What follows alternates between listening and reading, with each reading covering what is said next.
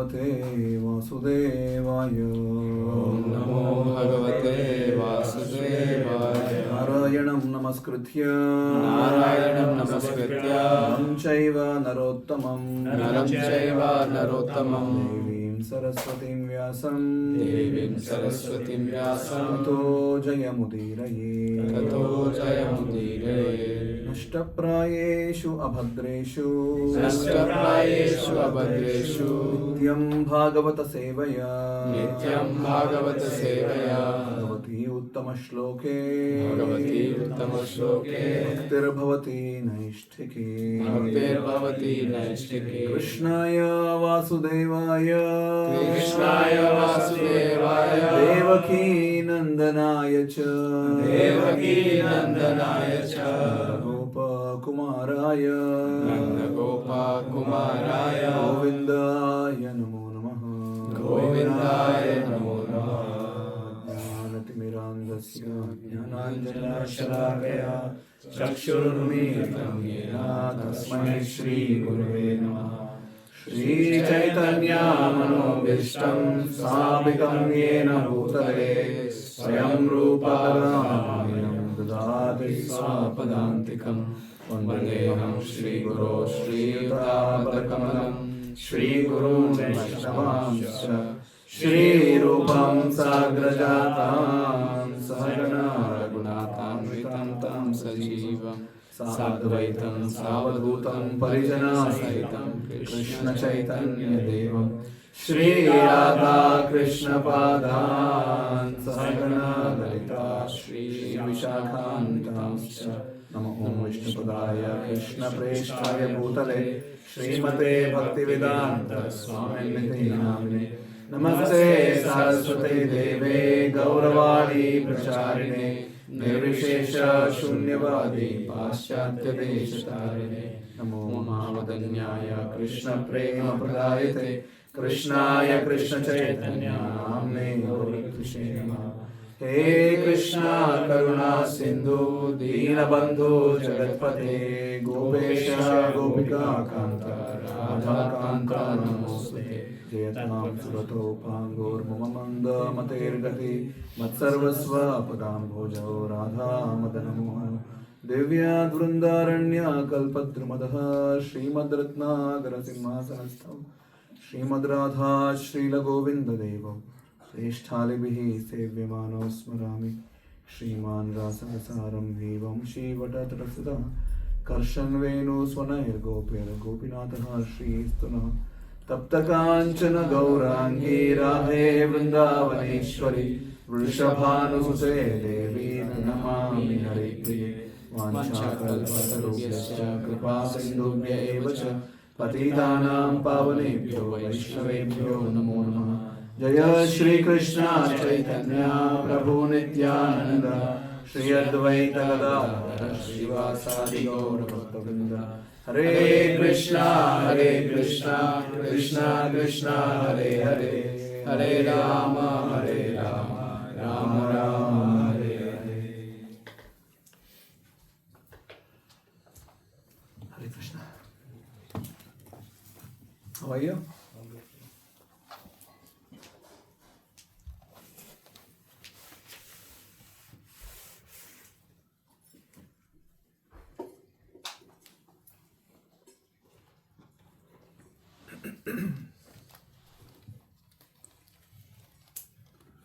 Rikesh, how is Himachalam? Good? It was good. Yeah, very nice. Thank you. It was definitely. I don't remember your name. Yes. You were there last time, right? Yeah. And you are Prabhu. Right? Good. So we decided that we will speak on robustness of a true devotee of Krishna. That's going to be the seminar series. Before we begin, kindly request all your blessings and prayers at the feet of Janabali Subhadra Sudarshan, Shri Gaunitai, Shri Prabhupada, all the acharyas, that I'll be blessed to repeat the words of Shastra, Srimad Bhagavatam acharyas, and the outcome be beneficial for everyone. Please kindly bless. So we start with a quick meditation. Please close your eyes.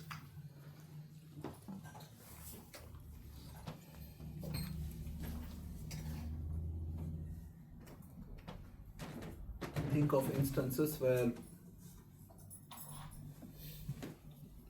you were feeling a bit lost in life, like not knowing what to do. And it's going to be personal, so I won't ask back. So you can be just brutally honest with yourself. On the situations where you're just feeling lost, and how did we handle it in Krishna conscious or not so Krishna conscious way?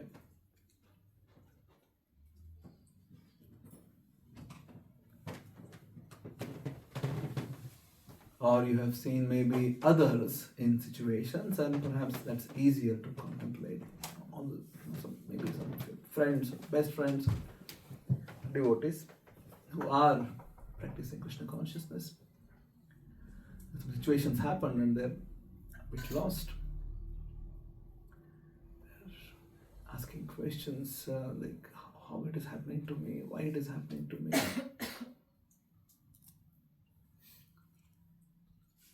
Some situations like this. So just think about these. Either yours or something which you have experienced.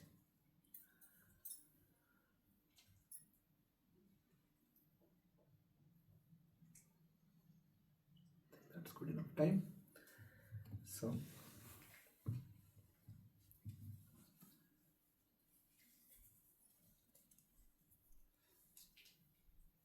now that you all have an answer, you can now think about a situation wherein you were praying to Krishna to give you some purification, make you humble, or award some purity in your heart, and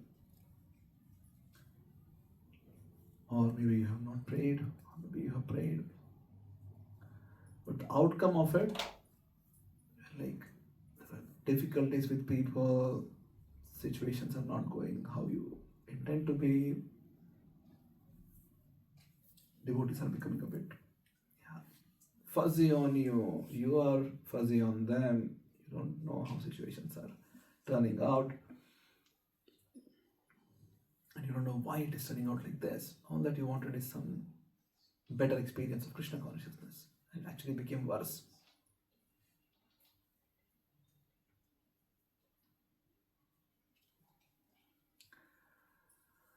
Okay, so that's good enough of thinking, otherwise you all will sleep perhaps. Ask more meditation. As I said, I won't ask back, but I'll tell my story. Yeah, this is like 7-8 years ago now. I was with His Grace Mahatma Prabhu. I was in US still. And I told him that Maharaj, I think I'm not so humble. I want to become humble. And he told me that, yeah, be careful, Nilambara, what you aspire for. So just in a matter of few months, we ended up moving from Virginia to Amsterdam. And what happened for next 1 year made me at least a little bit humble. Right? I would go into the details of situations, and then I kept remembering what Maharaj meant that time. If you sincerely go and pray to Krishna, yeah, I want to become humble. How do you think you'll become humble? By eating nice prasadam? Yeah. So that is how you're going to become humble. Every day gulab jamun. I'll become very humble. Right? Every day paneer kofta. I'll be very, very humble devotee then. No.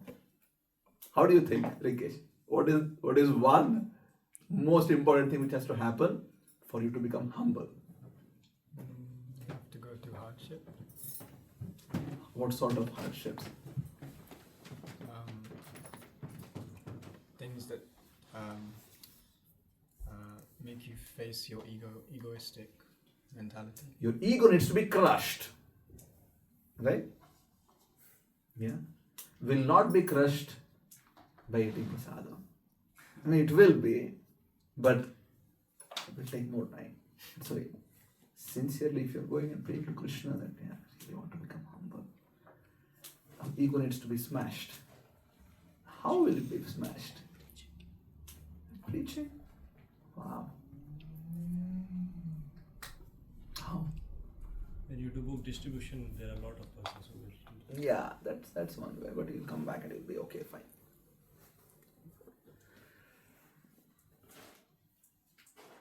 What else? What else can happen to make your ego crushed, Jaitam? You have experience of your ego being crushed by devotees. Yeah, now I'm not talking about just normal people. Other devotees. Situations. Yes, Sumit? Shamla? Humiliation, Prabhu. Humiliation. Okay. Have you experienced? Yes, Prabhu. Yeah? Okay. Anybody else? Like you're like somebody else is there and you feel like you have nothing as such, no powers to contribute, and you're just being crushed. Greed. Greed? Some kind of like, I want to be something like that, but No, but the question is, have you felt this, that your ego is being crushed, being humiliated? Or you want to really do something and the other person just doesn't understand. And you'll be like, oh my God, why? Yeah. Yes? Have you felt this? You have never felt this, Jaitam? I felt. Yes, Ruchi? Lot of times. Prabhu, this is my life. What are you telling about? Every day this is what I feel. So, at that moment, when these situations are happening like this, and we know that, this is not the way, but then as such we don't have much power to counter it. And the question is, how are we looking at it at that point of time? Just at that point of time. Yeah. Not post-processing. You understand what is post-processing? When situations happen, then you go back and start thinking, oh, I should have been like this. Then you come to a conclusion. Then you just sort of think that this is how I have behaved. I have been very humble. You were not humble. Somehow inside it was just a pressure cooker. Somehow you covered it up. Then later you went and started processing. And you just tell yourself that, oh, I was humble. Yeah. Have you felt this? Yes. yes. So, if we are having such situations, and robustness is basically the opposite of it in being Krishna consciousness, wherein we are able to see Krishna's presence irrespective of situations. And sometimes we need to act, sometimes things are demanding we to act, but we also understand the effect of time, we understand who is the other person, and then we let go peacefully, not with a pressure cooker. We let go of situations peacefully. So that's going to be the sort of theme, how we can learn this behavior from Srimad Bhagavatam. That's going to be this seminar series. We might have come across all these situations multiple times, and we have read it, maybe you have heard it. Let's just see some of these situations from this angle now and this lens. Okay. So first we take the story of Vyasa. This is the very beginning of Srimad Bhagavatam. Vyasa Dev is there. He has compiled already so much which you can't even imagine. We don't even have it actually. All the things which he has compiled, we have lost it. Because when the Mughals and Persians, when they attacked and they burned all these Nalanda and Takshashila, all these universities, many of the manuscripts have been just gone lost. You don't even know how much Vyasa is compiled actually. So whatever little is there remaining, that itself is so huge. The whole Rigveda, Yajurveda, Samveda, Atharvaveda, Upanishads, Puranas, Mahabharata, Vedanta Sutras, so much. After writing the whole thing, he was feeling like, oh, I'm not. Some sort of incomplete feeling he is feeling. Yeah. At that time, his guru walks in, Narada Muni, then addresses him, my dear Prabhu. Narada literally addresses Vyasa as Prabhu, my dear Prabhu. You know why you are so feeling so incomplete even after writing so much? We're not talking about modern day LinkedIn authors now, right? Author slash whatever slash influencer.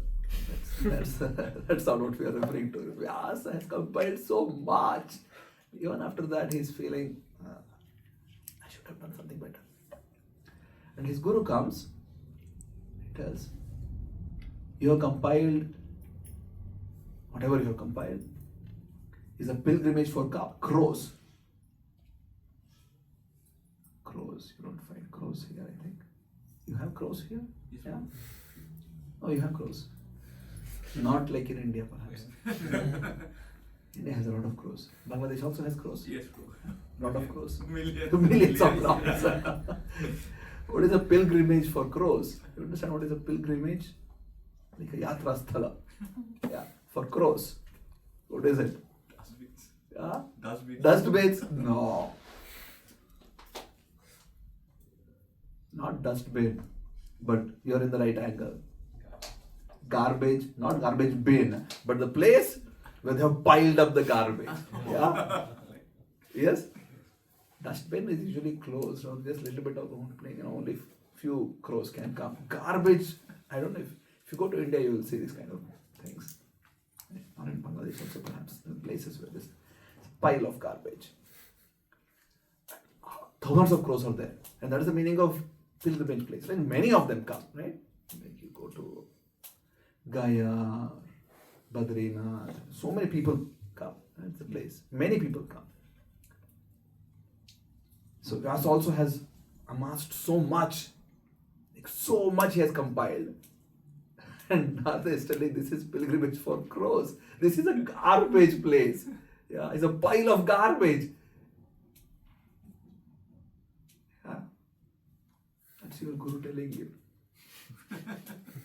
For a second, just imagine how, if you would be in the place of Vyasa, just in your current situation. Yeah. You've done so much. Jaitam cooks, right? Yeah. What is the largest number of people you have cooked for?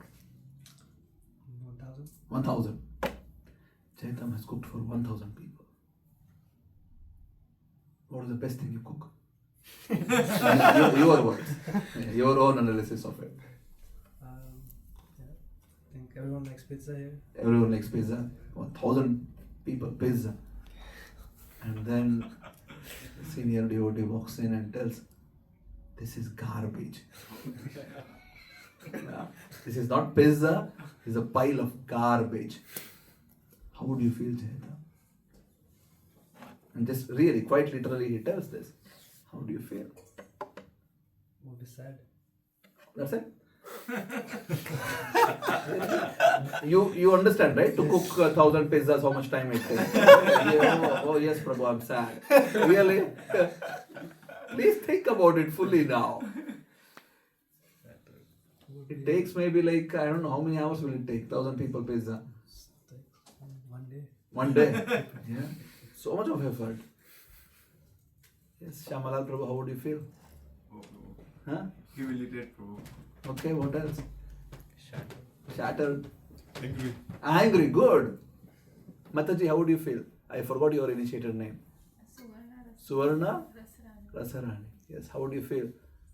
I would be upset. Okay, that's it. Oh, I'm so upset. No, he was angry. He said, "No, I will be angry also." Yeah, so you have to tell him that I'm angry also, upset also, right? So I mean, if that happens to me, I will be very angry, Yeah, upset. yeah. What else? I'll be also hurt, Yeah. and also will feel that there will be no motivation. Next time to You're all missing one thing which for sure will happen. Annoyed and frustrated. Yes, what else? If I'm honest, I would not take this person serious. If I would made nice pizzas, Forget it, Prabhu. I'll dump you. Go away. You are garbage. I'm not garbage. You are garbage. Good. What else? You feel like you've not learned anything, or You how- feel that he did not praise me, that even if like I did so much, there's You no feel gratitude back. Offensive. So you feel Okay. provoked. Okay. What else? There is one thing which for sure will come to your mind if this is a person who is an authority level. Telling like this. Resentment? Yeah. What else? One feeling for sure. No. Yeah, but disrespect. yes, this. What else? There's more. You have to really think about it now. Think, how do I feel? First, you need to know how to cook for one day. 1,000 people pizza. Then you'll feel it. it's tiredness. Huh? Tiredness. Tired. Okay. Yeah, you're on anyway tired. What else? Just one thing. I'll help. And you will all agree. If you have ever done this, you will agree. And if this person is really having an authority, you would feel, this is it, Prabhu. I will not make it one more time. Yeah. Yes? yes. Yeah.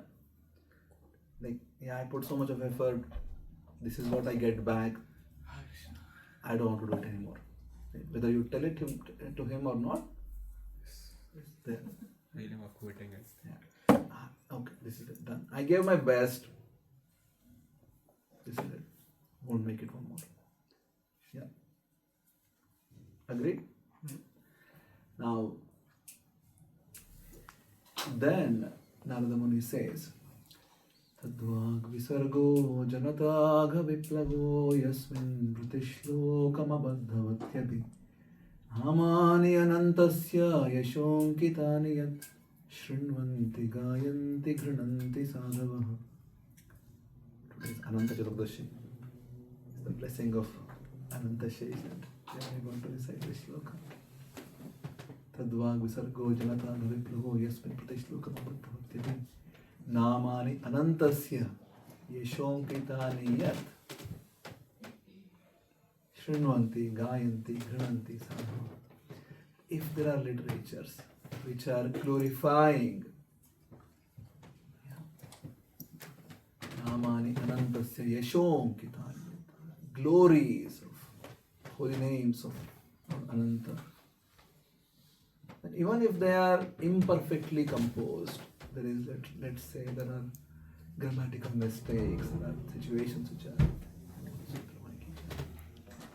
things which are not on spot, some mistakes here and there, still shrinvanti gayanti grananti sadhavaha. People who are sadhus, they will very attentively hear this message, they will recite this message, they will enjoy this message, they will relish this message. So Narada Muni says, please compose something which is aligned with this thought process.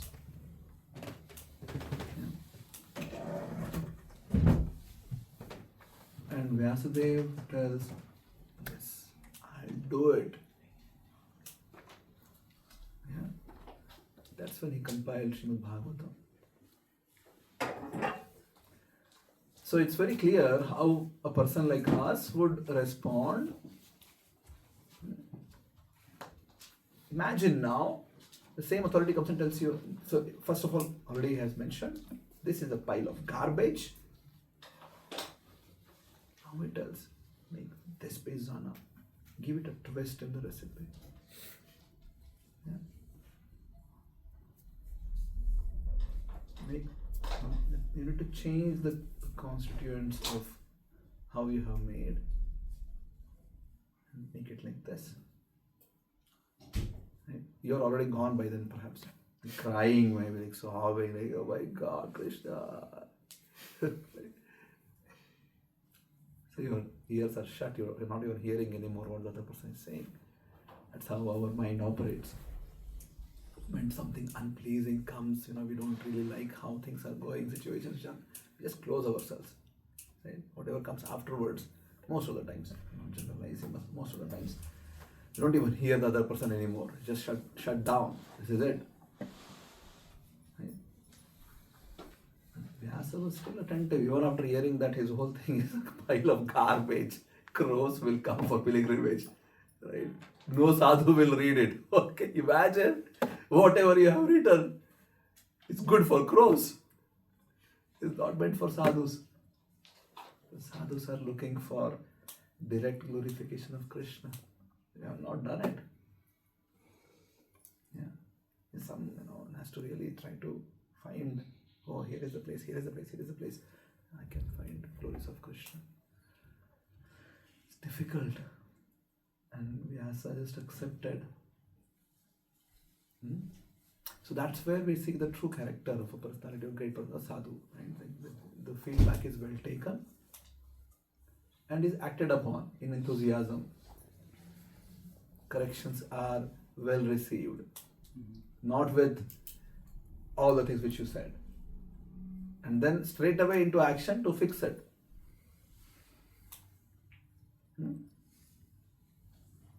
Making sense? It's difficult, right? If it happens to us, if you're just reading about it, then okay, fine, good. It's fine. One more story. Think, how would I react to this and what would be my response? And then situations will come in all our lives wherein maybe 1,000th less, millionth less situation is arising and we are freaking out even for that. How would we change our response? How would we change the way I'm processing a certain situation and then getting aligned myself with Krishna's thought process or my Guru's thought process? Because most of the times we all live in this frame of mind that whatever I'm doing is the best thing. Even in devotional life, I'm doing means it has to be correct. This must be correct. Why not? Somebody comes and tells, especially the ones who are in authority position, comes and tells, no, that's not how it is done. Do it like this. Mind is like volcano inside. What do you know? I'm doing this every day. I have no idea. So outside tell, okay, but then inside is.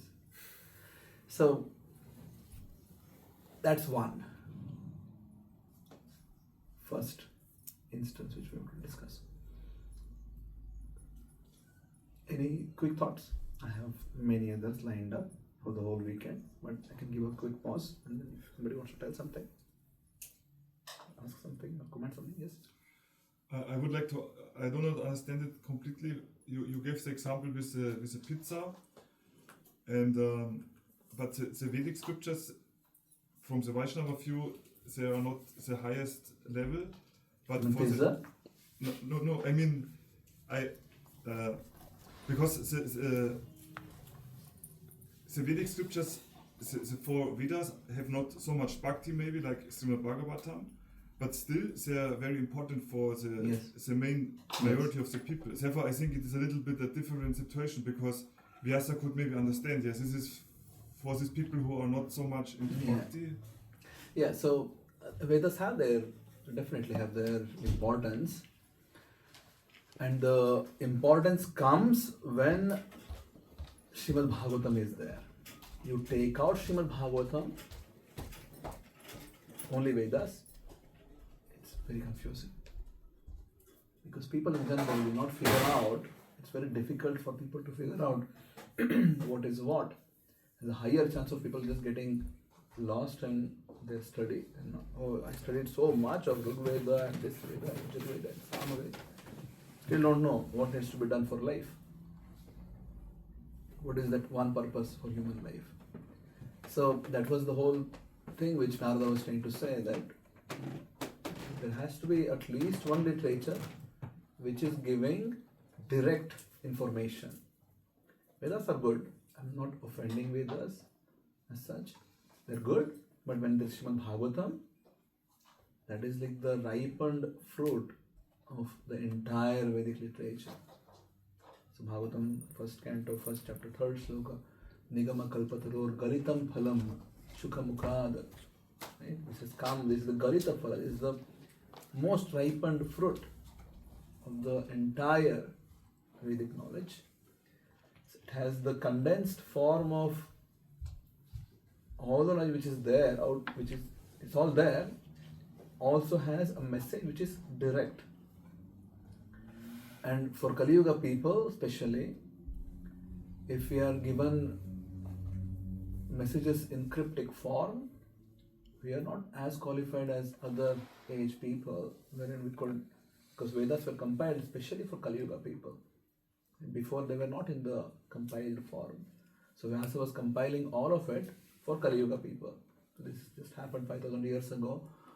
Before that, people were learning Vedas by Shruti and Smriti. They would hear, they would remember. Vyasa is compiling them, giving it a literary form, because in Kali Yuga, people are not qualified to remember everything just by hearing about it.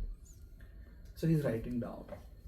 And then he's compiled so much, but then that was the point of Narada Muni. And he himself was feeling it. Vyasa himself, there's something missing. So Narada Muni says, this is really, if you're doing it, there is a purpose behind for Kali Yuga people, for Manda Sumanda Matayaha, having no much intelligence. Otherwise, as such, Vedanta Sutras, 500 statements are good enough for the entirety of creation, how everything is working, how should I surrender. It's good enough, just 500 statements. Athato Brahmadijnasad, Anandamayobhyasad, Janmadhyasetaha, statements. Right? That's good enough. If someone is really sharp, having pristine intelligence, that's good enough. Kali Yuga people are having no qualifications like that, just reading something which is in the code form. One can understand what is the essence. Just don't have qualification. So that's why Narada says you need to compile something which is appealing to everybody and giving a direct message of what is the ultimate goal of life. So when we have that and then Vedic literature, then everything makes sense then. Then we have more granularity. We can understand, okay, this is the absolute, and surrounding I have all these other things which I can then slowly, gradually also come. But then I know what is the topmost thing. Everybody understands then if human cultivation of knowledge and the progress of human life, if it is going on in a certain way, where is it heading towards? So Bhagavatam first canto, in the response of the sages of Naimisharanya, Sutta Goswami already says, Dharmasya hi apavargasya narthorthayopakalpate narthasya dharmaikantasya kamolabhaya hi smrataha. And there is only one purpose for any activity of a human being, and that is one has to be really, really focused. That's the next sloka. Kamasya nendriya pritira labho jiveta yavata jivasya tattva jijnasa narthoyascheha karmabhihi. One has to become inquisitive, jijnasa, or tattva, about understanding the reality of life. Who you are, who is Krishna, what's my responsibility towards Krishna and my own existence. So these foundational things are in a very direct manner in Srimad Bhagavatam. It's very clear. Somebody reads Srimad Bhagavatam, they understand how am I supposed to be living, what exactly is my responsibility as a human being. So other Vedas also sort of touch about it, they sort of address about it, but is covered with so much of other details, which if, let's say, you start studying them from scratch, and even after studying the entirety of it, let's say there is no Srimad Bhagavatam, high chance that one is just confused.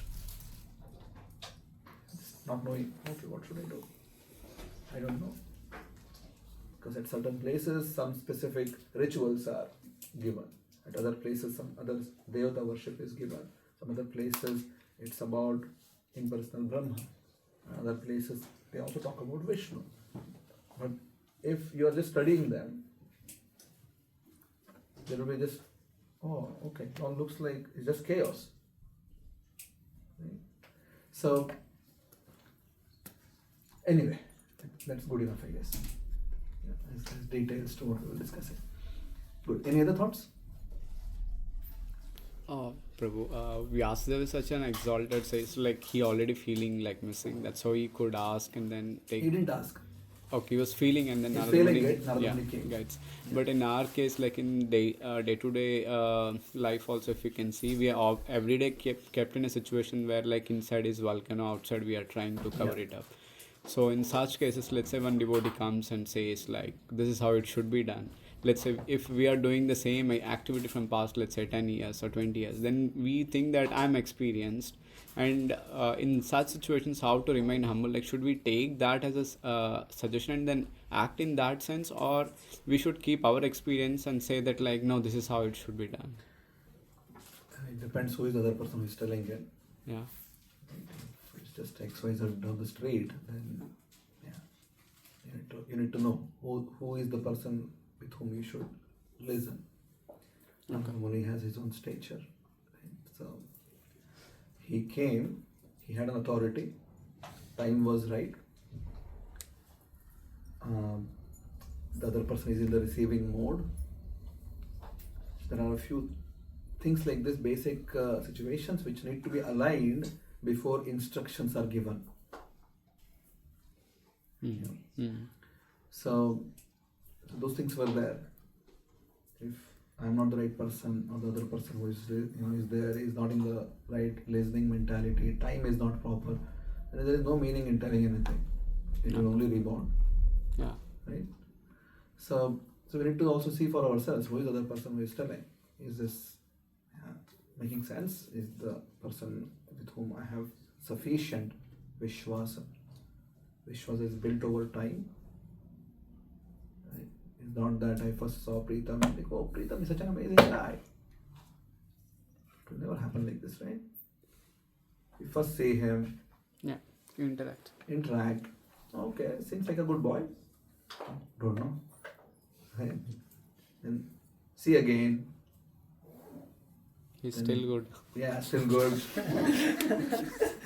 he comes to Amsterdam and then stays with you. Yeah. Like, now a little bit more. It's still better. It's still better now. Right? So Vishwasa is built in interactions. And eventually after that, if let's say a few years of relationship is built like this. Okay. Rikesh saw me first, 3 years ago, something like that.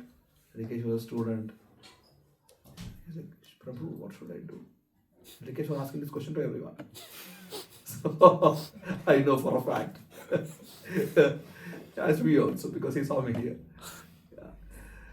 But then now, after 3 years, we have a relationship. Yeah. Right? So, if I tell something to Rikesh, it has much more. First time when I told him something, okay, fine, he told something. And then over the period, you build. Okay. Right? So, when there is that Vishwasa is there, and then the time is proper, and then you have the proper relationship, and we should listen. If someone just shows up, and then you need to also use your good rational intelligence. Then what is what? Okay. Yeah. Good. Any other final thought before we move on? No.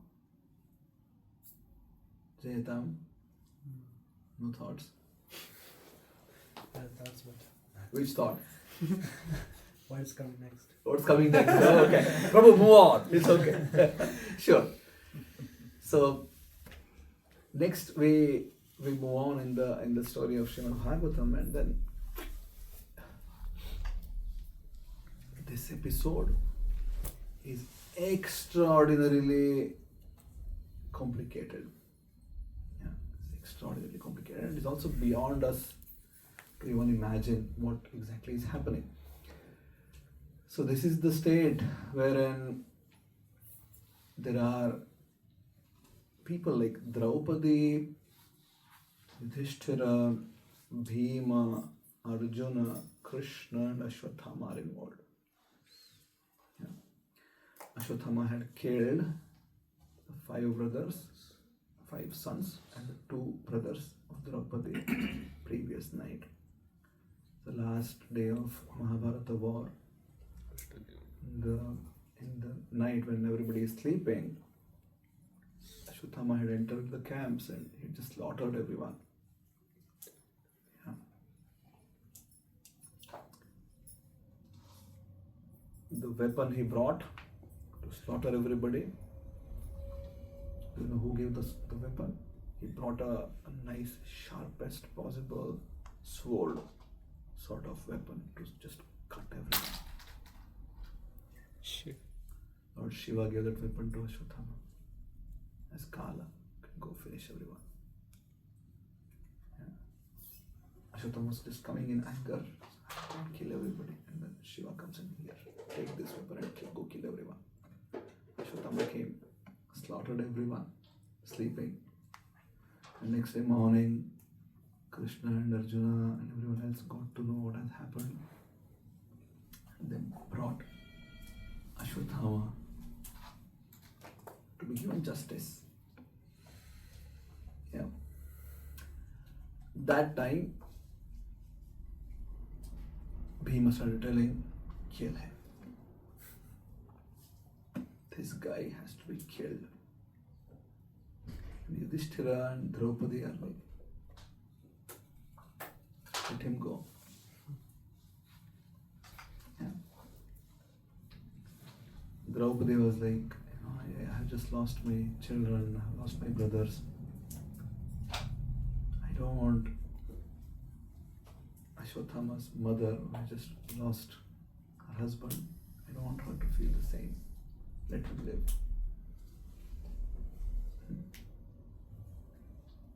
This is an epitome of how situations could be. Really, really beyond our frame of reference or imagination or whatever. But then it happens like this. And that's the reason it's there in Srimad Bhagavatam pages. Right?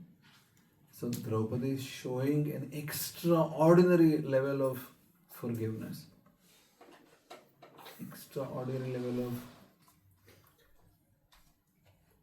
feeling in which not just I'm accepting what's going on, I am even ready to forgive the other person. Yeah. If you think about it, not once Draupadi went to Krishna or Shiva or anybody and asked, what have I done because of which you did this to me?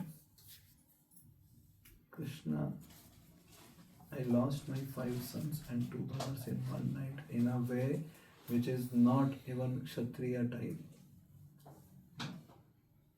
Drishtadyumna was begging Ashwatthama, just give me a Kshatriya death. You can kill me, no problem. Just give me a Kshatriya death. Ashwatthama is like, no. So, Draupadi didn't even go to Krishna to ask Krishna, why exactly am I put in this situation? Yeah. Because this is directly being taken care by Krishna. Kala is Krishna. And Bhishma says in later pages of Srimad Bhagavatam, when Yudhishthira was feeling so uncontrollably sad, because so many people have died in the war of Mahabharata, Krishna himself was not able to convince Yudhishthira. Yudhishthira is crying, oh, because of me, all this. At the beginning of the war, Arjuna was in depression. Krishna lifted him up. But with no matter how much Krishna is speaking to Yudhishthira, he's just not listening. Just not understanding. So Srila Prabhupada brings this thing in the purport. How is it that Krishna, the Supreme Personality of Godhead, is trying to tell something to Yudhishthira and Yudhishthira is not understanding? How is it possible? Krishna was able to do that to Arjuna. Now with Yudhishthira, it's just not possible. Srila Prabhupada explains that the reason was because externally Krishna was saying something to console, but internally as Paramatma was not letting Yudhishthira to understand. Yeah. Because Krishna says in Gita, Sarvasya chaham hridi sannivishtaha mattaha smritir jnanam apohanam cha. He is the one who is the cause of everything for a living entity. So Prabhupada tells this that externally Krishna is trying to say something to convince Yudhishthira, but internally as Paramatma in the heart, just not letting Yudhishthira to accept. You understood? I took a detour a little bit. We'll come back to what we were discussing. But did you understand what just I said? Krishna is trying to say to Yudhishthira, don't feel so sad. It's not just your, the other parties were really, they were atatayinaha, they were people who are committing atrocities. It's okay, you have established Dharma, you have to become the king, and it is all for the establishment of Dharma. He's speaking so much, but Yudhishthira is just out of control. And Srila Prabhupada explains the reason why he is not listening to Krishna is because internally as Paramatma, he is not letting Yudhishthira to accept. Yeah. So what's the question? Any questions coming to your mind? Why? Why is one? What else? But that's also Krishna, right? Why he's not alive? Yeah. So what else? What else question?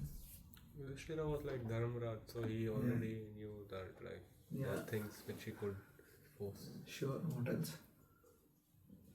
And Draupadi also knew about this, but that's the reason she didn't ask. Any other questions which are coming right now? That Krishna not allowing valid feedback to be understood?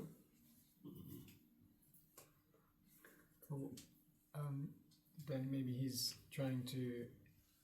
I don't know the answer. Question. Yeah. I guess that Like, one. is it something also happens sometime to us? Very good. That I'm doing something wrong? Is it Krishna who is just letting inside, just yeah. Because entire life Dhritarashtra lived like this. Yeah. Vyasa would come and tell him, what are you doing with these 5 sons of Pandu? Why can't you just establish some peace with them and live in harmony? Why are you so envious? Tell your son. There is no need of doing this much of envious actions towards them. Krishna himself is there on the other side. Why are you not understanding? And the Dhritarashtra would say, it's all Krishna's act. Krishna is not letting me do it. Yeah. So Prabhupada explains that this is what Krishna is doing to Yudhishthira. So you think Dhritarashtra is also being made the same thing now? Like Krishna is, because Dhritarashtra is telling like himself. Yeah. If Krishna is, that's how he would put. If Krishna is anyway Vishnu,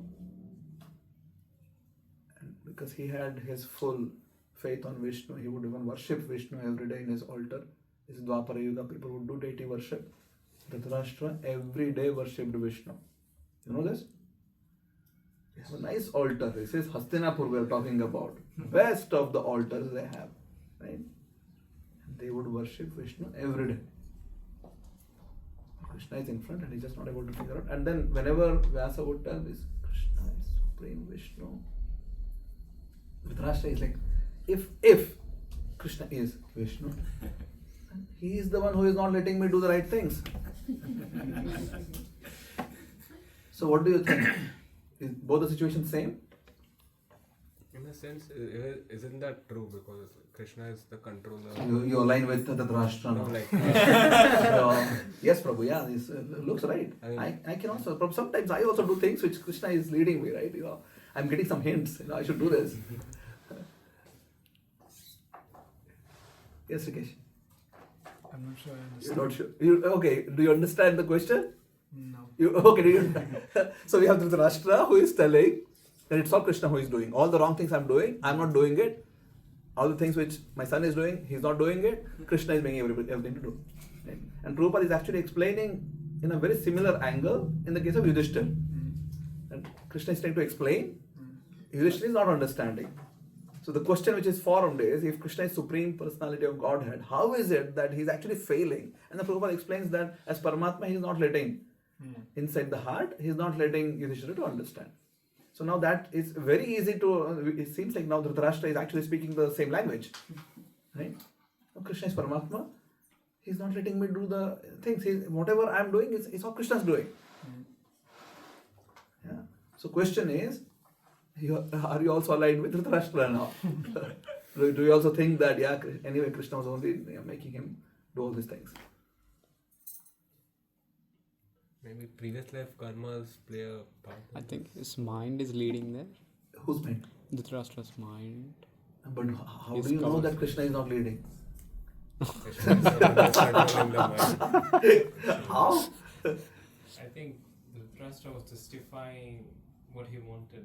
Yes, but how do you know that it's not? Because Prabhupada is taking the Yudhishthira's side to explain that Yudhishthira is not understanding what Krishna is saying because Krishna is Paramatma inside, not letting.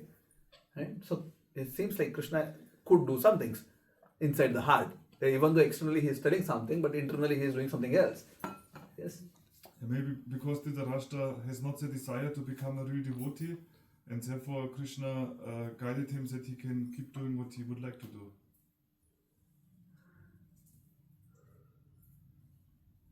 So you do think that he is right, that Krishna is leading him towards doing all the things, whatever he is doing. He was a devotee of Vishnu. Yeah. So Vishnu is leading. No, Krishna is not leading. There is a fight between Krishna and Vishnu here, right? So Maybe like how in the Gita, like everyone has a free will, right? Yeah. You know the Dharma, and Yes. Dhritarashtra also had a free will to decide, and Yes. he chose that. But then he is telling that Krishna is making me to do it. He is not telling that my free will is deciding this. He is specifically targeting Krishna, telling that if Krishna is anyway Vishnu, he is the one who is making me to do this.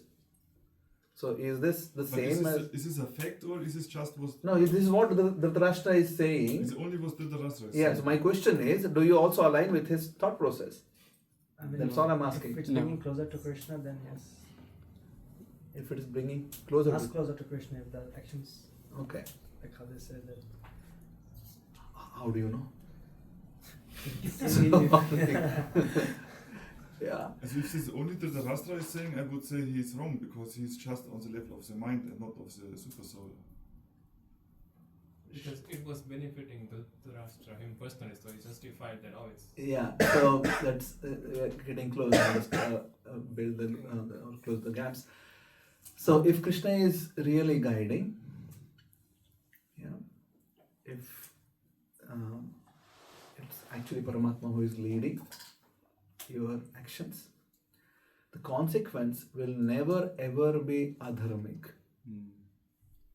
Never. Yeah. And then it becomes very clear because Dharma is very well defined object. Dharma has 4 legs. Srimad Bhagavatam very clearly describes what is Dharma. Stands on the pillars of truthfulness, cleanliness,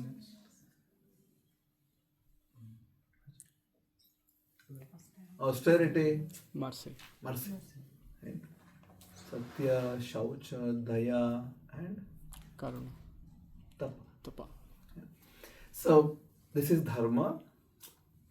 If Krishna is leading, the consequence will never be adharmic because dharmam to sakshat bhagavat pranita. Krishna is the personification. His words, his actions are dharma. It's a universal arrangement how the entire creation is functioning. So it's very simple then to understand. Look at the consequence, what's going on. People can tell whatever.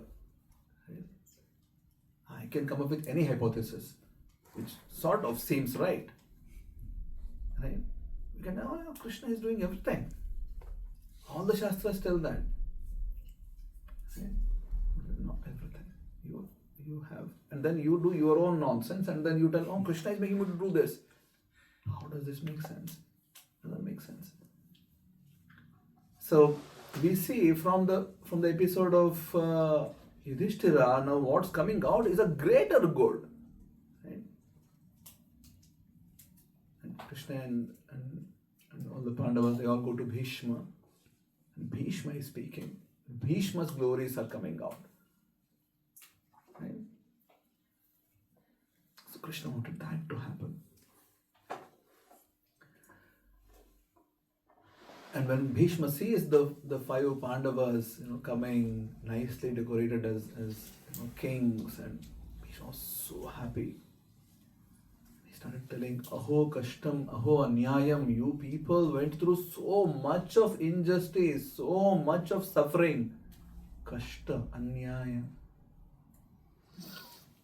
Even though you were always protected by Vipra, Dharma, Achyuta, Ashrayaha, you always took shelter of the Brahmanas, Dharma, and Krishna. Krishna was there with you all the time. Even with that, you were suffering so much injustice happening with you in your lives from beginning until now. How is this possible? It's impossible to happen like this. When someone is practicing so much of Dharma, having shelter of Brahmanas, when the Yudhishthira lost the dice game, he was sent to forest along with the brothers in Draupadi. Entire Brahmana, the whole race, they were with Yudhishthira. They're like, I don't want to stay back with this Duryodhan. We'll come with you, forest, no problem. Just like, I'm a beggar myself now. What would you do? I can't feed you. And that's when Dhaumya tells Draupadi, you please worship Surya and get this Akshaya Patra, and then with that you'll be able to feed all these Brahmanas. So, anyway, Vipra, Dharma, Achyuta, Shreya, all the time taking shelter of Krishna and Brahmanas and Dharma, still you're suffering. How is this possible? And Bhishma says, Sarvam Kala Kritam Manye. It's all happening because of the inevitable control of the time, which is the time factor. It's basically Krishna himself. And Krishna is the one who is orchestrating this life of Pandavas. Basically creating situations in which, like, shining, Krishna knows that, these people will come out shining. So look at this character of Draupadi here. Look at the character of Yudhishthira. They're not questioning Krishna. Krishna, what nonsense is this? Whole life we are with you, you are coming and visiting us, you're doing this, you're staying, and is this what we are supposed to be feeling now? And my children are killed and my brothers are killed, that too in such injustice way. Not once Draupadi asked. Not once. Can you imagine the level of how robust one is, that you're not going and asking Krishna, Krishna, what nonsense is this? I'm doing so much of bhakti now. 20 years I've been chanting. 10 years I've been chanting. What is this here? In our own brain, we get into a loop, right? Why is this happening to me? Why me? And the beauty is when good things happen, we never think like this. Why me? I'm getting so many good things here. Why me? Why not this? Pritam also gets all the good things. Why not everybody else get good things? When good things come in, oh, nice. But when situations go wrong, suddenly, like, why me? And Draupadi never asked Krishna, why me, Krishna? I love you so much. Why me? Not once. Then on top, she's telling, forgive this guy. Leave him. And Krishna says to Arjuna, you handle the situation. I'm out. So one guy is telling, kill him. The other two guys are telling, no, leave him out. And Krishna says to Arjuna, you handle. Yeah. So to kill also, and then leave him also, and then. So that time Arjuna as the one who understands Krishna's heart always, and then always aligned with Krishna says in Gita, Dadami buddhi yogam tam yena mam upayanti te.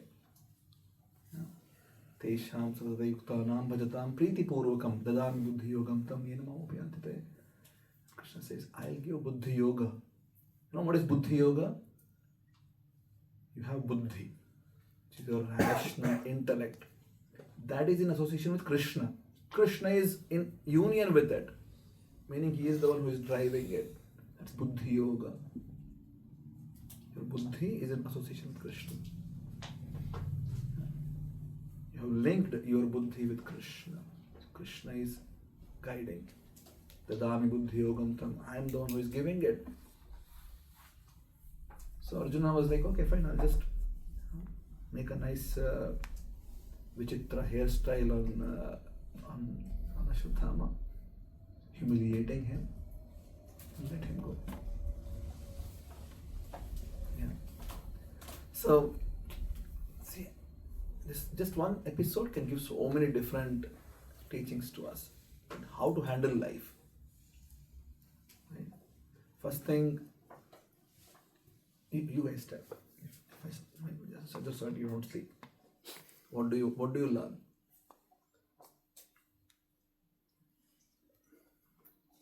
Jaitam is like, Prabhu, I learned everything. Move on. Next. Next one, Prabhu. How to be like from how Vyasa corrected. I did not ask why, or similarly that we should not. You should not ask why, is it? Nah, come on. Time is the biggest controller. Time is the controller, okay. Staying humble. Staying humble. Yeah, like how Vyasa went humble and also took Narada's instruction and act on it. Okay. Good. Yes, Ruchi. Not putting it on Krishna, that Krishna is not doing it for me. Yeah, not throwing it on Krishna. Good. Yes, Rikesh.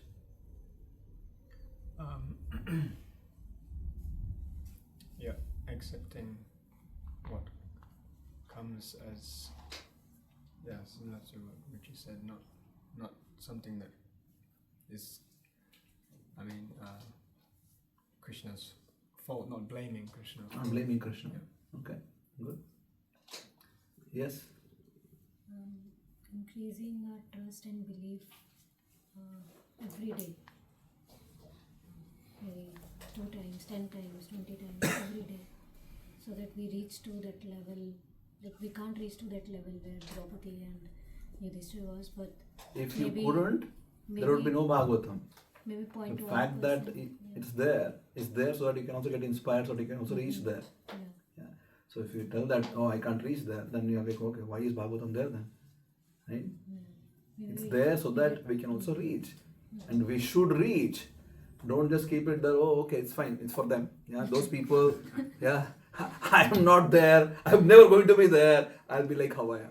No, you can reach there. Yeah. And that's the reason I'm here also, to at least give you some inspiration that, yeah, you can also reach there. Who knows, Rikesh may be there in the next Bhagavatam pages, right? I told him last time also. Who knows? Eventually he may become a great advanced sage. If not this life, maybe next life. Right? That is part of Srimad Bhagavatam next time. Who knows? So, there is an opportunity for sure. Not that we start chasing that, oh, I want to become Bhagavatam character now. So, that's my goal, Prabhu. So, what do you want in life? I want to become. Right? So, not that we start chasing that, but if we tell that, oh, I can't make it, I just can't be there, so then it's a bit, it defeats the purpose. We can target to be there. You can, the whole thing is, if we start becoming Krishna's servants, and eventually we will reach that consciousness, where it just say, Tumi Sarveshwareshwara Rajendra Kumar, you are everything. Krishna, you are the absolute controller, I'm just your servant. You do whatever you want, that's okay. Yeah. So, Chaitanya Mahaprabhu says this in Shikshashtakam prayers, the last one, Ashlishya va padaratam pinashtamam adarshanam marmahatam karotu va yatha tatha va vidhatu lampato mat prananathaha tuseva nabhara. You do whatever, Krishna, doesn't matter. I am yours. It really doesn't matter what you do, how you do, when you do. Totally yours, Krishna. Really doesn't matter. I am yours. Yeah. We can reach that state of existence. We can, for sure. And it comes by serving Krishna with unadulterated heart. Nothing. I'm not doing anything for the sake of gaining something. Just purely just on the plane of love. I love you, Krishna. So when we have that relationship of love with Krishna, then and understanding his position, so okay, the supreme personality, I'm in love with this person. So then we will not have this my own superimposition on Krishna's behalf. Good. Does anyone else want to share anything? Yes, Prabhu? Can I ask questions? Yeah, sure, go ahead. I was, if I remember correct, Draupadi did not only forgive Ashwatthama, she addressed him also as master, as spiritual master. Is this right? Spiritual master's son. Not spiritual, actually master's son, because Dronacharya was an acharya, martial arts teacher for the Pandavas. And Arjuna was the best student of Drona. Drona loved Arjuna more than Ashwatthama, which is his son. And so recollecting the entire sort of history, Draupadi says, yeah, this is our Guru's, Acharya's son. And his mother has lost the husband, so it's better to just forgive him. Not himself as an Acharya, but son of Acharya. Right? So out of mercy, basically, yeah, let's just go, let it go. Yeah. Okay, thank you. I have a second question. Can I also ask? Sure. I did not understand this. When Krishna spoke to Yudhishthira, he did tell something, but he did not allow him to understand it. It's the super soul in his heart. Yeah. I did not understand. So Yudhishthira was extremely sad at the end of battle because he was doing final rites of everyone. And he was putting fire on everyone's final rites. They burn the bodies, right? So Yudhishthira is performing that, and after that, Yudhishthira is just crying. And they go, I am the cause, because of which so many people have died. I am the cause of it. So he's just in absolute distress. And, I have killed so many people because of me, everybody is dead. And Krishna is trying to teach him that no, it's not because of you. This is we just fought a Dharma Yuddha. This was for the establishment of Dharma, and it was not just to make you the king or it's for your selfish interest or something. So Krishna is trying to convey these messages in the line of how he was talking with Arjuna before the war. But Yudhishthira just didn't get the point. He was just continued to, I'm just crying. I'm just stressed out totally, and I'm the cause of all this millions of people's death. So, and then Prabhupada mentions this in the purport, that how is this possible? That Krishna is saying something and Yudhishthira is just not understanding. Because Krishna is the Supreme Personality of Godhead. If he actually wants to say something and wants other person, then he should be able to understand. But then he was able to convince Arjuna, but Yudhishthira is not really convinced. And why did Krishna say that? So that eventually they can go to Bhishma. Yeah, he took them to Bhishma. He was on the bed of arrows. Then Bhishma started speaking to Yudhishthira. Bhishma spoke for more than 50 days straight. And the entirety of course, details are not much there in Bhagavatam. Mahabharata describes more details. Bhagavatam sort of gets the essence of what Bhishma is speaking. And the way it unfolds is that Bhishma gives Yudhishthira the knowledge on economy, on sociology, on politics, on spirituality, on dharma, and everything. So instructs Yudhishthira, and Yudhishthira's confidence level is becoming higher and higher and higher. So Krishna wanted Bhishma's words, because Bhishma is a very interesting character in Srimad Bhagavatam, also in Mahabharata. So Krishna wanted to give him an opportunity to get this credit he is the one who made Yudhishthira qualified to come and rule. And so Bhishma is one of the Mahajans. So Krishna wanted Bhishma to speak. This was his plan. Yes. And in this context, with Dhritarashtra, I also don't understand this. Yes, so Dhritarashtra would only say that Krishna is making me do all these things. Also Dhritarashtra told this only, but Krishna did not. He just became okay. So Krishna was not involved with Dhritarashtra's to decisions. justify his actions. Yes. It was Dhritarashtra's free will which was taking decisions and doing wrong things.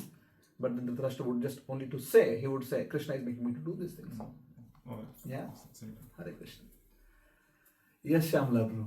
Bro, I don't know, you have mentioned it already in the lecture because I was off and on, and or maybe it will come in the later part of the seminar, but I want to ask, like, we see the robustness of the devotees, but what is the formula to get that robustness, bro? Well, there is no shortcut to begin with, and the process doesn't change. Srila Prabhupada has given the path. Right? That remains the same. It's just that we need to study Srimad Bhagavatam, and one thing which really helps me is when we study Srimad Bhagavatam, read it in a more active way, study it in an active way, and then rather than just just going through the pages and just okay, done, right? Just consume as much as you can and then start contemplating. Sometimes there's an example of like how a cow eats, goes for grazing, grazes the grass, comes back, but it's not there yet. It just stores everything here and then starts chewing. So we should do that with Srimad Bhagavatam, and then take a section and then start, because the entire Bhagavatam is there for us to understand, as I was telling her also, that this is extremely a realistic situation for us. We can live like this. We can. It's not just a hypothesis that somebody can live like this. We can live for sure. And people have lived like this. So we get inspiration from these people. And all these were people like us. Entire Bhagavatam is filled with people like us, but who were Mahabhagavat devotees. They were on the path of life, which is in which there is an absolute love with Krishna, and they behave and act in a certain way. And we think that there is injustice being done to them, there's so much of suffering to them, but they are not actually in that kind of thing. They are actually happy undergoing situations as per Krishna's desire. Right? I usually tell this also that when this is, perhaps maybe next time, because perhaps we will not have time to discuss the entire Prahlad story, but we think that Prahlad is suffering. Right?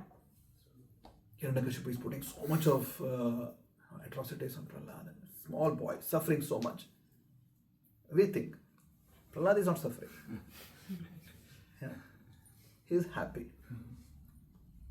He is not once he is telling like, Krishna, what is this? I just thought yesterday was the last thing, right? They just threw me from a mountain top. You're allowing him to do this snakes today? Why, Krishna? Right? Not once Prahlad is asking, because he is not suffering at all. Yeah. So these Mahabhagavat devotees, they don't feel this, oh, there is something going on with me right now. I need to freak out. Yeah, this is the time now. Let's freak out.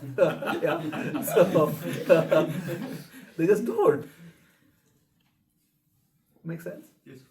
So that's the reason it's there, so that we can learn. But if you ask me, like, Prabhu, okay, I understood that now. But what is the formula? Formula remains the same as what Srila Prabhupada has given. To chant every day Hare Krishna mantra, come to association, serve in association, study Srimad Bhagavatam. It's all been given. We just need to do it in a bit more active way. Yeah. So I'm sorry, I'm not having one more. Oh Prabhu, yeah, Shabda, I have a magic here. Let's do it. Sorry. Yeah. Do magic. Okay. Hare Krishna. Yes. Anything else? Prabhu, So thank you for amazing story. I'm not done yet. Okay. Okay. I just wanted to ask on this aspect, like Pandavas, you see, even after the war, they've only like ruled for like 36 years. 36 years, yes. Yeah. So it was not like a very long time that they, like having. So when you think on this, on a material aspect, like you see the entire life they're suffering a lot of things. Though they had, like Krishna with them, and so in that aspect, we as devotees should think that we'll have sufferings when we are, worshipping Lord Krishna, or like why is Pandavas put into so much of problems, and even after that they've given a very short span of. Amazing question. You understood what he's asking? So Pandavas lived a huge amount of time in suffering, right? Whole life, more than 100 years, suffering. And then they only ruled after the Mahabharata war, they just ruled for 36 years, that's it. It almost seems like 3:1, right? 3 times suffering, and a little bit of afterwards. So, if this is how it is, why, right? So, my take on this is that see, the whole Mahabharata is happening, the whole Ramayana has happened, anything, whatever is there in Puranas, when you read, one thing you need to really understand is that it's not amount of time, it is a legacy which is left behind, the conclusion which is left behind. The conclusion of Mahabharata is that, and the conclusion of Ramayana is that, the conclusion of Prahlad's story is that, the conclusion of all, right? That you are on the path of Dharma, you will be victorious, always. Dharmo rakshita rakshitaha. Right? And surrendering to Krishna is an internal process. When you surrender, you are transcending. It really doesn't matter what's going on here. Yeah. So there are a few things which are essential conclusions of these literatures, right? So, and that can be a good guiding principles for us in leading our lives. Let's say you read this Trojan horse story from Greek mythology, yeah, or you read what is this other one, Iliad, right? Any of Roman Greek mythological stories, if you read, at the end you'll be like lost, and my God, like what's going on here, right? Because they're mythological to begin with. You won't come with an understanding that no matter what, I'll stand with Dharma. No matter what, I'll surrender to Krishna.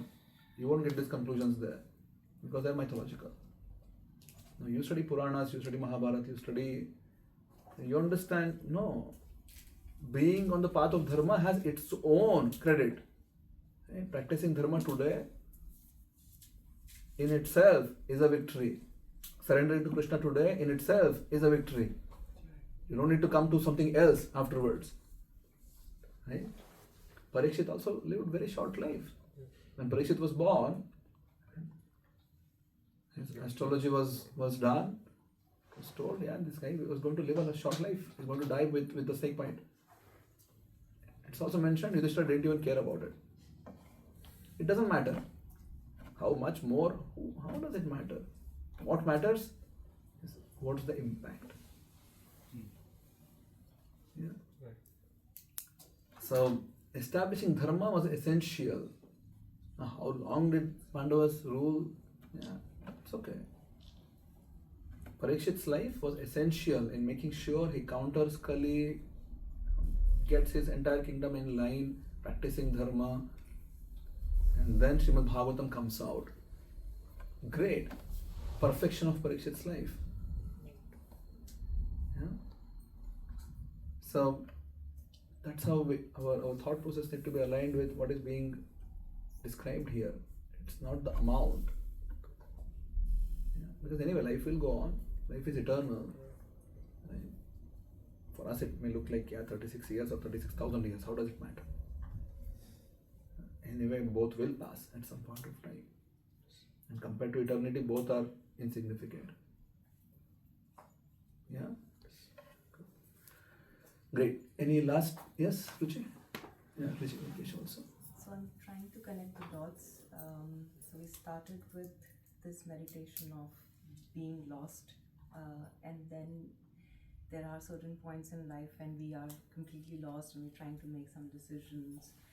And you said that if Krishna is leading you and guiding you, then that path is never gonna be a dharma. So we make some decision and we reach to certain things. In Mahabharata, it was easy to see it, whether it was dharmic or adharmic, because the conclusion was life and death. Yeah. But in our case, like in current scenario, we are just living it. So we don't know like the decision was right or not, adharmic or dharmic, because we never know the other path. We never took the other path. We never know the other path. And we are leading in certain path. And then we always say, oh, we are here because we were destined to be here and it was in Krishna's will. So how do I know, was it my brain taking those decisions and was it the right? It's a bit difficult to decide on the spot. When it's a bit difficult to decide on the spot, you should always have guidance. Ask somebody else, seek out guidance, so that at least there is one more level of superior intelligence involved in your decision making process. If you're really making very strong decisions, something which is really important, so at least there can be one more superior intelligence which is also involved, and through that help you are making that decision. And that's one thing. Second is retrospective thinking about past. Oh, what would have happened if I would have done that? Anyway, will not lead to anything. Right? Just keep thinking about it, and then okay, what is the use? Nothing. Right? Now, whether am I making decisions or taking decisions, whether in the path of or alignment with dharma or not, you definitely need another pair of eyes or another superior intelligence to tell you that is this dharmic or adharmic. If they can't help you with, let's say you reach somebody and then they also cannot really figure out what is dharmic here. Yeah. Many times people reach out to me and asking, oh, should I do this, which one? And then sometimes it's really difficult to figure out what exactly is this. I have friends in US, biochemists or microbiologists, something like that, PhDs, working for big companies. Sometimes they're like, probably part of this, I'm involved with, I'm part of this pigs experiment, right? That's how any drug is tested, on pigs or mouse or things like that. Basically, eventually they die. So what do? Right? I feel so pathetic, Prabhu, after coming to Krishna consciousness, that I'm involved with the situations wherein, because of my work, there is a life which is, so situations can be a bit tricky at times. It's really difficult to figure out. But at the end, Krishna also says that in Gita, any occupation which you are doing, dhumena vrati vahani, just like there is fog in fire. There is fire, there's some sort of fog anyway, smoke which is there. Similarly, any occupation which you are doing is associated with something or the other.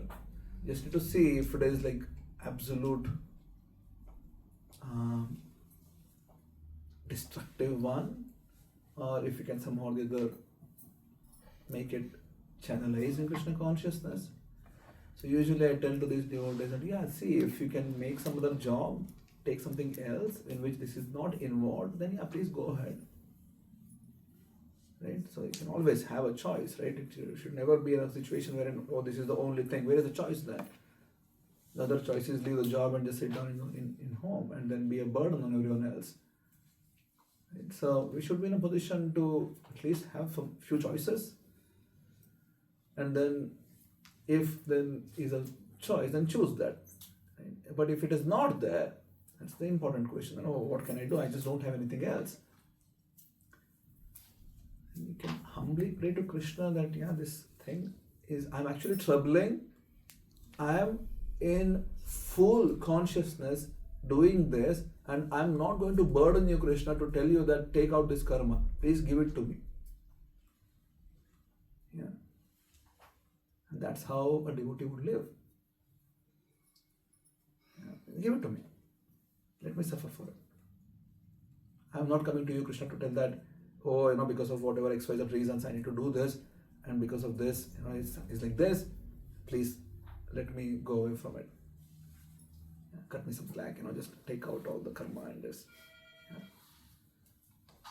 We see from Srimad Bhagavatam pages Parikshit, which we'll be discussing.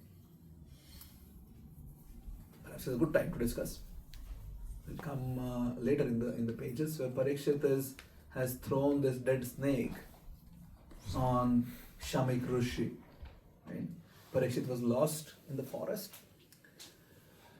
He was just alone, hungry, thirsty. Yeah.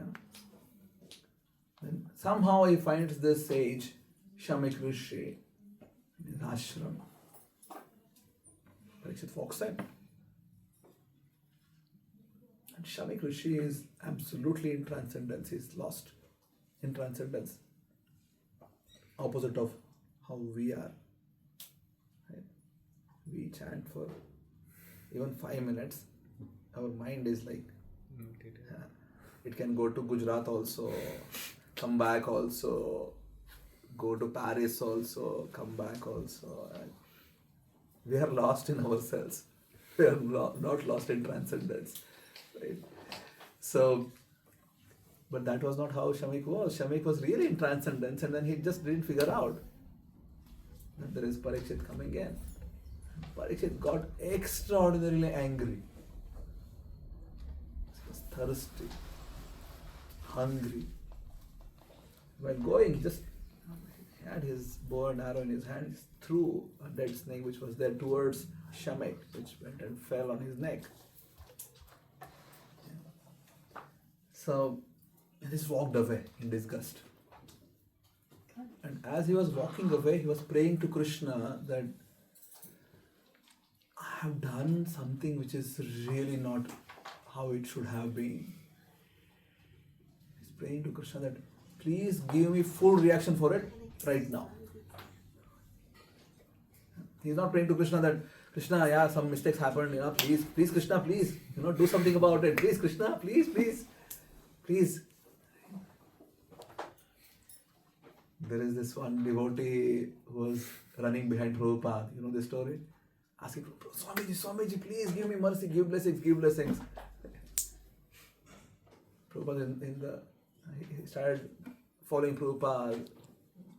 Just running behind Prabhupada. Swamiji, give me blessings. He went until Prabhupada's room. And Prabhupada wanted to go to room. He's still asking. And then Prabhupada said, all your material desires be finished.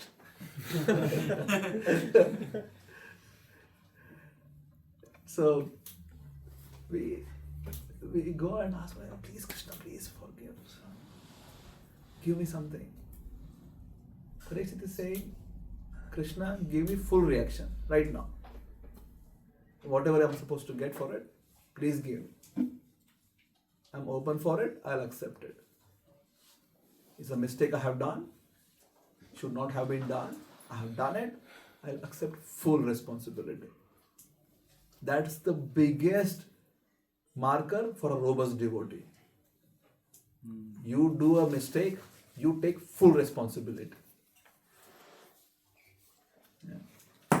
Not going on Krishna and telling Krishna, let's cut some deals here. Yeah. I'll do some more chanting today, Krishna. Yeah. I'll let's make some deals. Can you take this out? Give me. I'm fine with whatever. And he's cursed.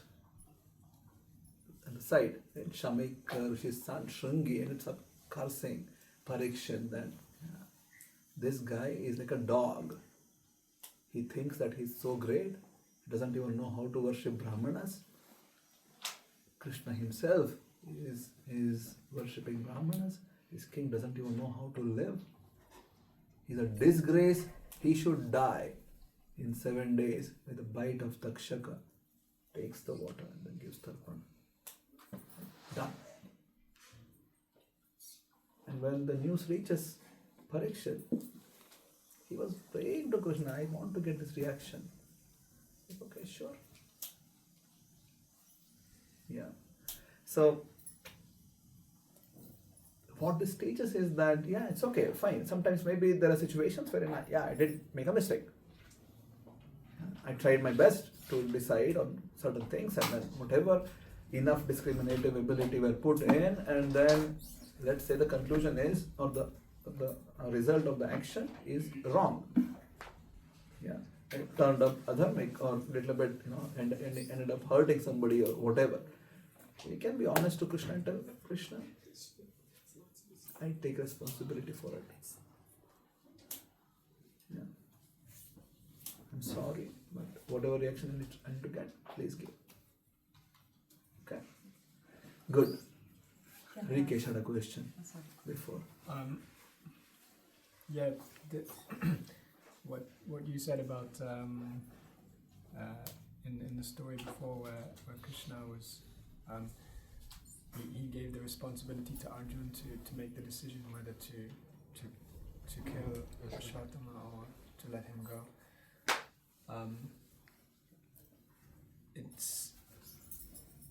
It wasn't so much a question, it was just reminding me of the situations we're also put in our lives where we have seems that like an impossible decision whether we do something or the other thing. Yes. In either case we hurt someone or and in either case we cause some problems, cause some difficulty. I think what you said just now kind of answered my question a little bit. So like you just have to you have to no do question, think what you think is the best thing, and then just accept the reaction from. And take guidance whenever is required and possible. See, we need to also understand a certain time of life. We need to understand that I am not all perfect. I will not be making 100% all right decisions. Even though modern life sort of makes you think that you're all perfect. I am not all perfect. If there is one all perfect person, that's Krishna. I am not. Which means sometimes I will perhaps make misjudgments. Right? And it's okay. I can take responsibility for it. I'll improve next time. Yeah. It's fine. Of course, I can take guidance, I can do things, but we are living a life right now which is really going borderline crazy for everyone, right? So it's really not a sattvic environments outside. And how, if I just have this experience or expectation in my life that I need to be all perfect, making the most right decisions all the time, sooner or later that's going to get shattered. I just can't be like that. Good. Anyone else? Yes? Last time or some other times when we did Harinam, I was sitting and I wanted to give one person a book, and I stand up and then I step back and I step directly with my foot on a book from Krishna. But I did not pray that I want these reactions. I prayed, please. It was a accident. Yeah. Please forgive me. Sure. That's fine. Is this the wrong? Yeah, it's okay. It's fine.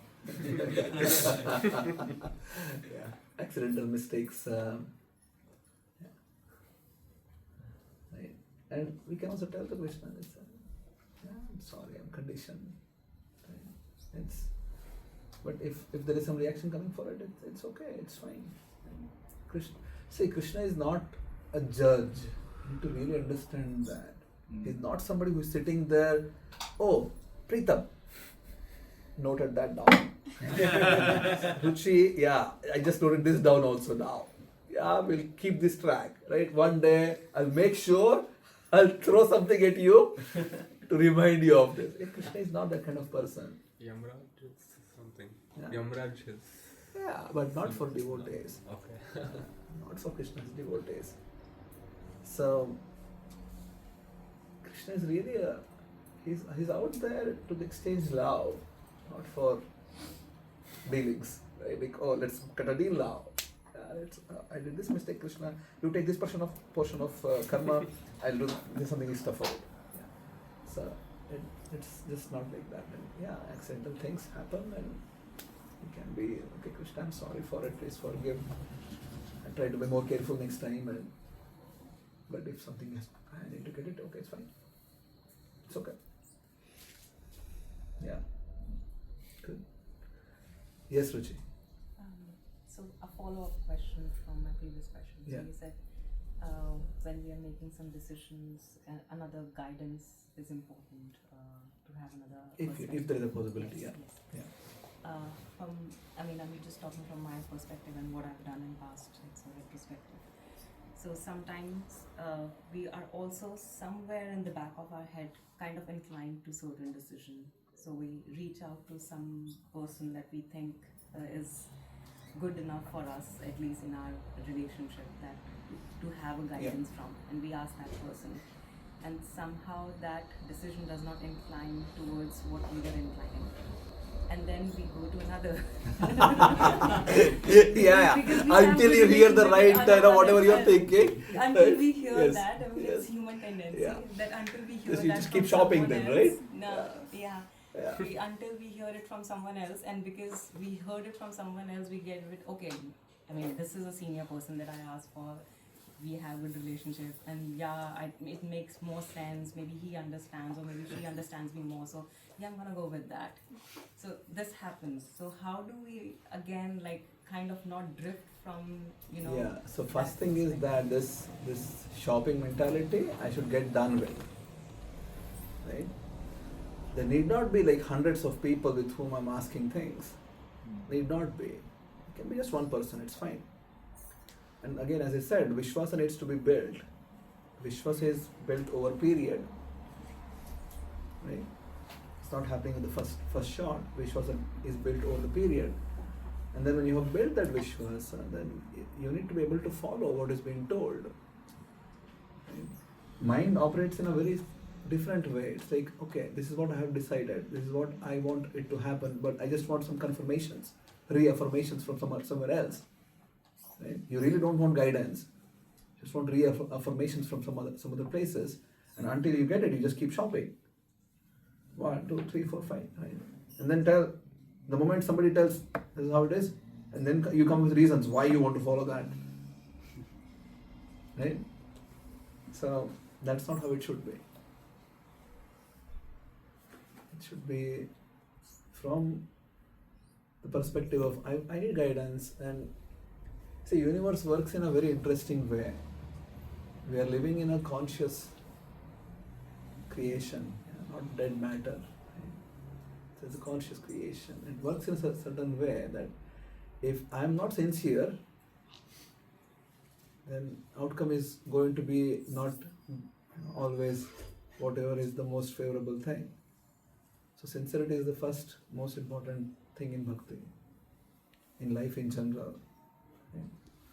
So, and if it is there, if sincerity is there, then right situations come across in front of me, and then right people come across me, and then to guide me also. Yeah. Good. Should we? Yes, Prabhu.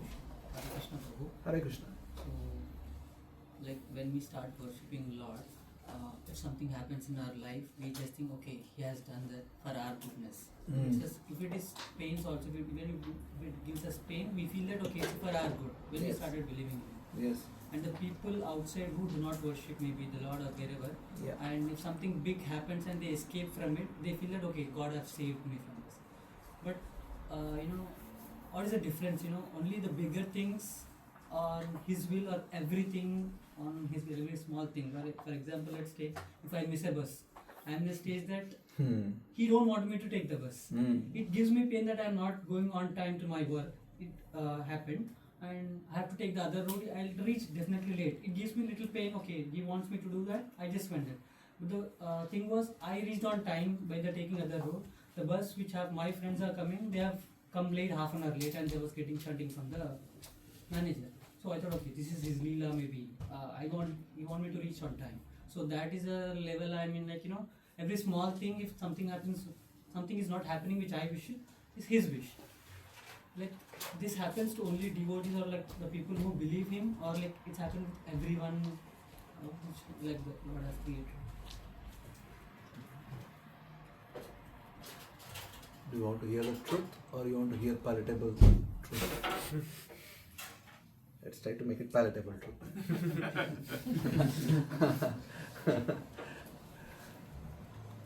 In general, we are so far away from being actually Krishna conscious, fully Krishna conscious devotees. And Krishna only orchestrates life of those who are fully surrendered. In general, okay, I'm telling in general things. Now, where we stand, it's always better for us to think that I'm actually not that advanced in Krishna consciousness, wherein Krishna needs to do things for me. Yeah. Things are happening because of my own karma. Okay. I accept, good, bad, whatever. I surrender to Krishna, I serve Krishna. The reason I'm telling like this is because if we start thinking, oh, everything is Krishna doing everything for me, then not so good things happen. Like missing a bus is a small thing. Yeah. Let's say something else bigger happens. Krishna, and then let's say a series of events start happening there. Yeah. Let's say, I don't want to quote you, but it happens in people's lives. Right? One after the other, just bad things are happening. At some point you'll be like, Krishna, what's wrong? Right? Because until then you kept thinking that Krishna is doing things for you. Yeah. So at our level we are not in a state of like in the position of Vyasa or Draupadi or these people. Bhakti needs to mature more. And until then, it's our own karma which is falling upon us. Krishna is having nothing to do with anyone's karma. Yeah. We suffer and enjoy based on our own karma. Now, if I'm fully surrendered, if my heart is fully pure, and if I'm really robust person, then Krishna will start using me for his tasks. Like how he used Arjuna for his tasks. Krishna used Arjuna for his tasks. Right? So, I'm not there yet. Just not there yet. I'm just absolutely conditioned entity. I'm conditioned by my own lust, anger, greed, just so much. Yeah.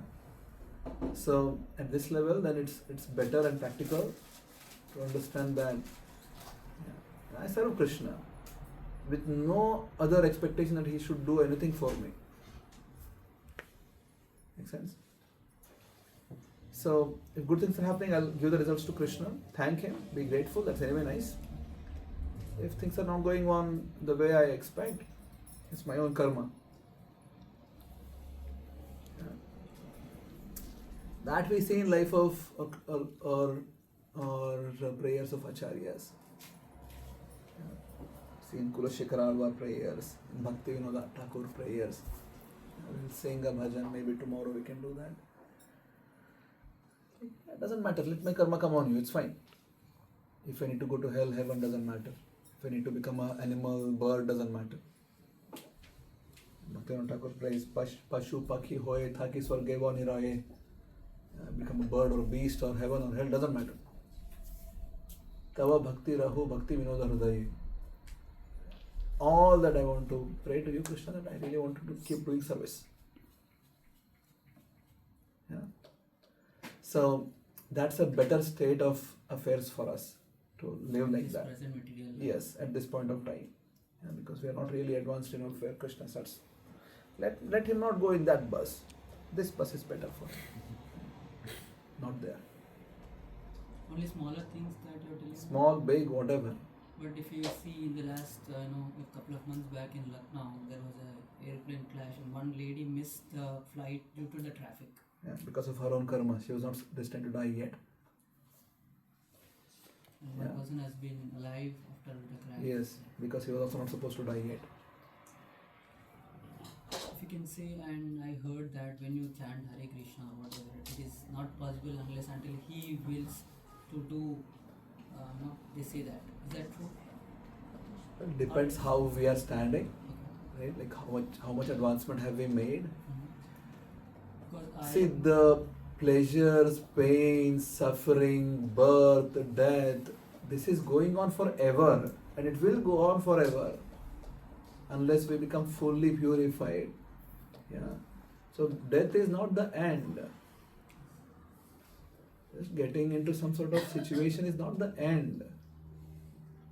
Yeah. Our Vishwas on Krishna should not come from, oh, this guy somehow has been left out of the flight because of traffic. Great devotee must be. No.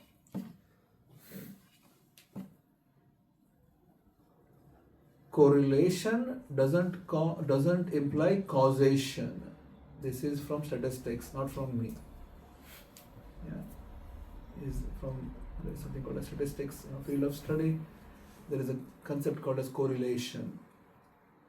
There are two events happening, look like they are related, and seems like high correlation is there, but that does not imply causation, meaning that there is a cause and effect relationship. Yeah. So we need to be clear on that in Bhakti also. Just because something is going on, perhaps it's my own laziness because of which I got up late and I missed the bus. Right? And then thinking, oh, Krishna made this. So isn't that karma? It's karma.